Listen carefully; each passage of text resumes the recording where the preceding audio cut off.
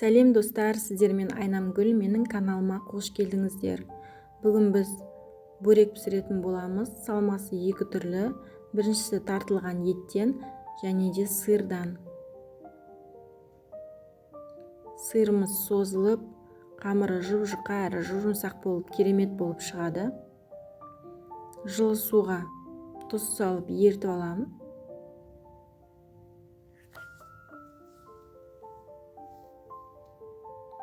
Сұйық май құйып, ұн саламын.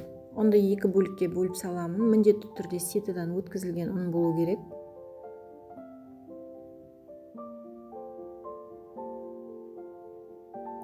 Қамырды ыдыстан алып, иегі қанғанша басып, салафанға салып демалдыруға қойып қоямын.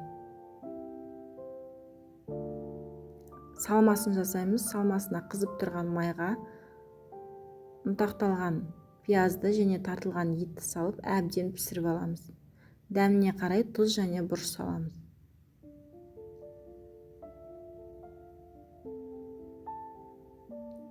Тартылған еттен суын ажырату керек.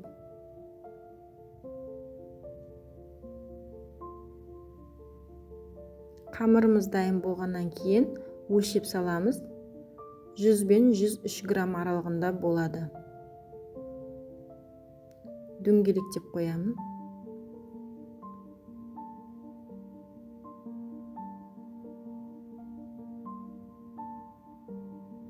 Сегіз күлше шығады. Артығын ыдысқа ұн сеуіп, үстіне қойып, бетін салафанмен жауып алып қоямыз. Үшеуін бірге жаятын боламыз. Сондықтан жүгері крахмалмен ұнды араластырып аламын. Қамырымызды дөңгелектеп жаямын.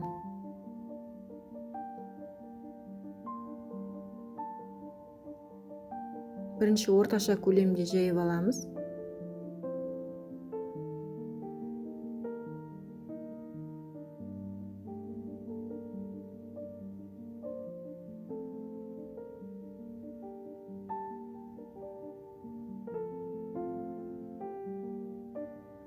Бір-бірін үстіне қойып жаятын болғандықтан арасына крахмал мен ұнды көбірек салу керек. Құрамында крахмал болғандықтан бір-біріне жабыспайды, сондықтан қорықпай жая берсеңіздер болады. Бірінші рет жайып жатырғасын арасына ашып қарауға болады.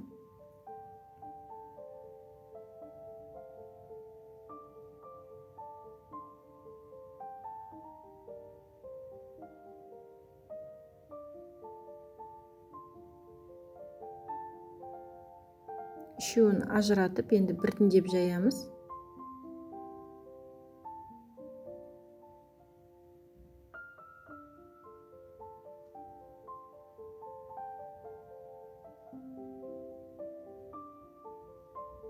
Қамырымыз жұп-жұқа керемет болып шығады.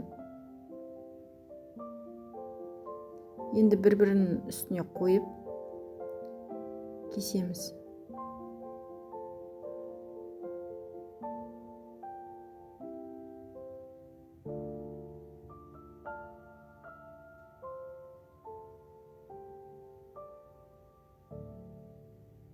Артығын салафанмен жауып алып қойдым.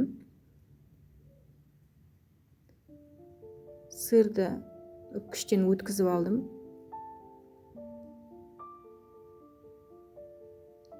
Екі жағын бекітеміз.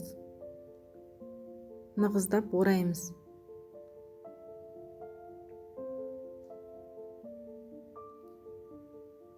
Суды саусақтың ұшымен аламын да шетіне жағып жабыстырамын. Су барлық жеріне текпетпеу керек.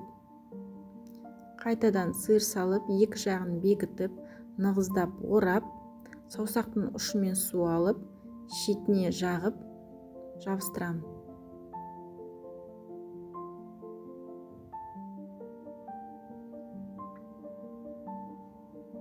Дәл солай тартылған етті де жасаймыз.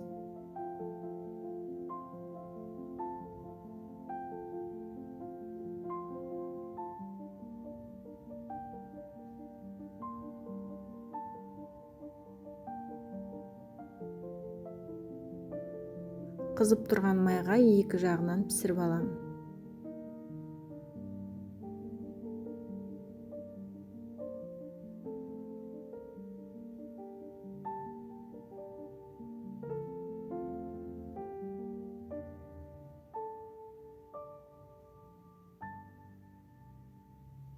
Дайын болды. Видео ұнаса, каналыма тіркеліп, лайк басып, комментарий жазуды ұмытпаңыздар. Жасап жатсаңыздар ас болсын.